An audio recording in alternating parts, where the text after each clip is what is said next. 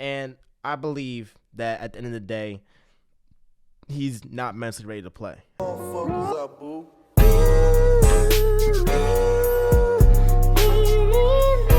I never thought I would say this, but yes, I believe that Ben Simmons is not mentally ready to play in Philadelphia. I do believe that when he said in the preseason that, after he left out of practice, he was in sweats and a hoodie. I mean, he had his dang phone in his pocket during drills. You could tell he was checked out.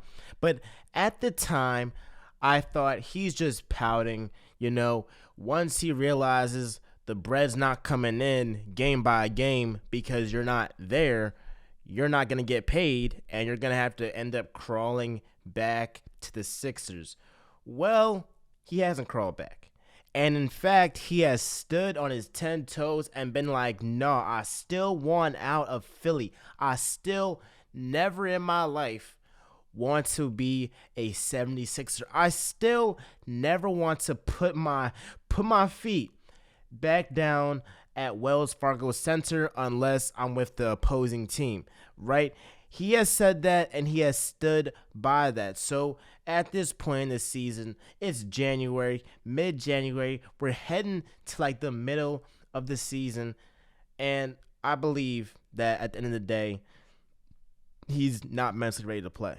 Because I just don't see him taking it to this length just to be like, just to be BSing. Because if you're really BSing, bro, after the third or second week or after a month of not playing, you're gonna be like, hey, all right, you know what, I'm gonna play. But Ben Simmons has shown that he is determined. He is determined to get out of Philly. Now.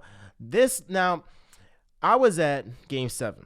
I was at Game 7 against the Hawks, and I went ballistic. I can have the video down below in the description of my reaction to Game 7.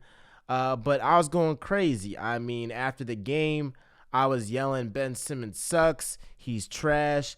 Everybody in the stadium, everybody in the arena, when the Sixers game was over, was saying that Ben Simmons is a scrub. He's trash. He can't shoot. Everything.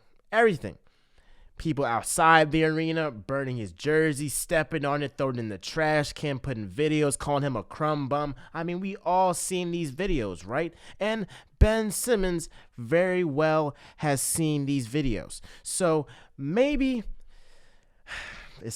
I never thought I'd say this, but maybe Sixers fans hold some blame in how we handled this situation. Now, hear me out. We do realize that, that we have been supporting him. We have been supporting Ben Simmons, though, right? We would support him when he would make a preseason three. He would make a 3-point shot in a preseason game, and we would even cheer for him back then. But I think that we went a little bit overboard in terms of, our little, saying Ben Simmons is trash and all of this. Because I think that we thought in the summertime that he was going to get traded. I don't think many Philadelphia fans thought that coming into this season that Ben Simmons would still be a 76er, right? So a lot of us were just acting like he's not going to be on the team come next season. So that's why myself and a lot of people were bashing him, going crazy on him, because we're like, you know what? He's going to get traded anyways, so we can really go crazy on him. But it's kind of backfired on us a little bit because it's like, he's back. So I think that we went a little bit overboard. Maybe we shouldn't have, been chanting F Ben Simmons when we were leaving the arena. I mean, I'm pretty sure that got word to him too. I mean, the fact that in his mind, I'm trying to think of like what's going on in Ben Simmons' mind, right? Because we all think that he's a turkey, a scrub, all that, and a bag of chips. But I'm trying to think about like what's going through his mind, right? And he's probably thinking in his head like, you know what? I did not perform. He has to know that he did not perform, that he did not live up to expectations, right? But I think he's saying to himself that my teammates did not necessarily have my back, even though I think they did. Dwight had his back. Danny Green had his back. Joel Embiid, he said what he said at that post game interview, but that was after Game 7. You're gonna be pretty emotional after you lose a Game 7, and you were the favorite to win that series by a long shot. Doc Rivers said what he said. I mean, it was the truth. You can't really get mad at that because it's the truth. So I don't think that Ben Simmons is as mad at Joel Embiid and Doc Rivers as they try to paint it out to be. But I think that he's mad at Sixers fans because he's like, I didn't perform well.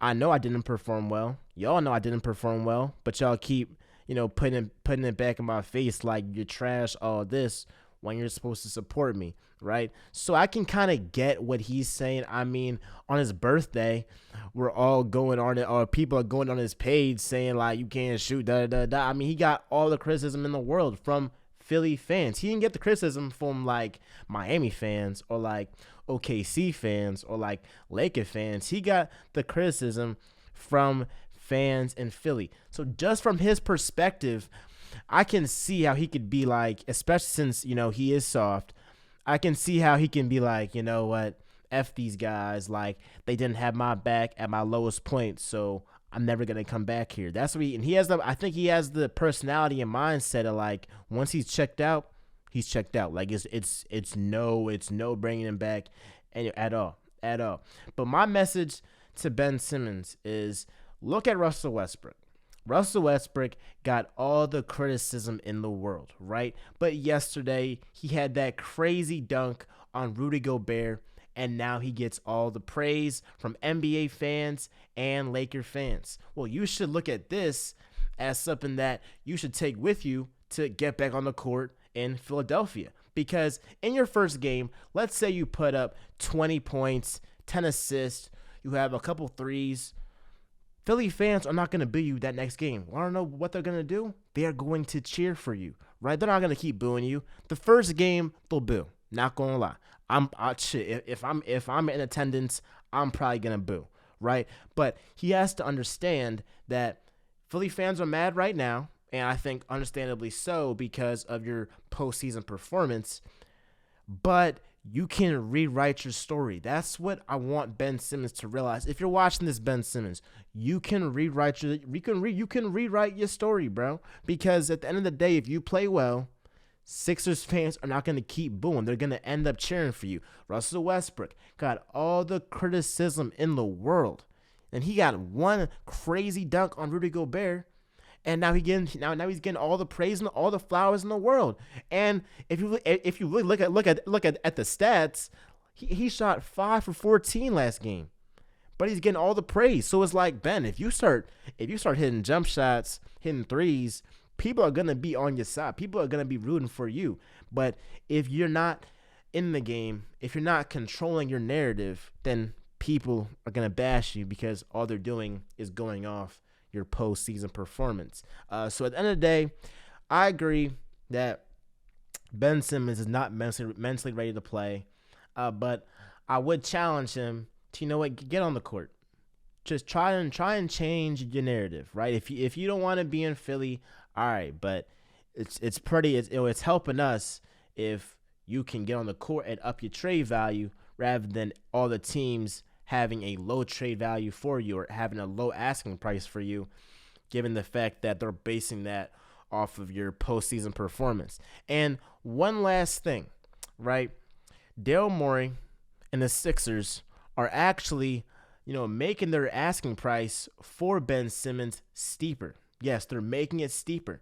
So what this is telling me is that they must have something up their sleeve. Daryl Morey must have something up his sleeve. I think that he thinks James Harden is going to come to Philadelphia because I don't see any reason for him to have a bigger asking price, a steeper asking price for Ben Simmons when he hasn't even been on the court, right? He's waiting for something. He's waiting for some trade to be available to where he can pounce on that. And if he can if he can trade for James Harden in a sign and trade in the offseason, I mean, Philly fans, everybody will understand why you waited this long to trade Ben Simmons, right? So if you can trade for James Harden, I got nothing to say. You done hit the jackpot. But that's the only person that I could probably say. Maybe Bradley Beal.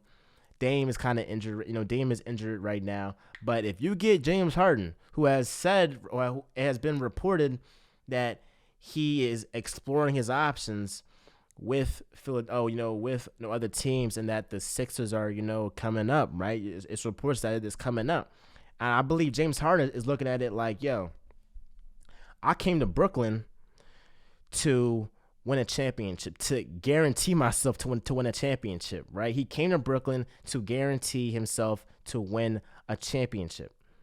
If you come to Philly and you win a championship there, your legacy goes crazy. If you win in Brooklyn, your legacy is going to be enhanced. But if you win in Philly, you go to a whole nother level. So I think James Harden could be thinking about that right now. Like, yo, I'm in Brooklyn. I thought Kyrie was going to be here 100% of the time. He is not. I thought this team would win the championship last year. We did not. And if they don't win this year, I think James Harden is out. So if I'm a Sixers fans all around, we should be Bucks fans at the end of the season.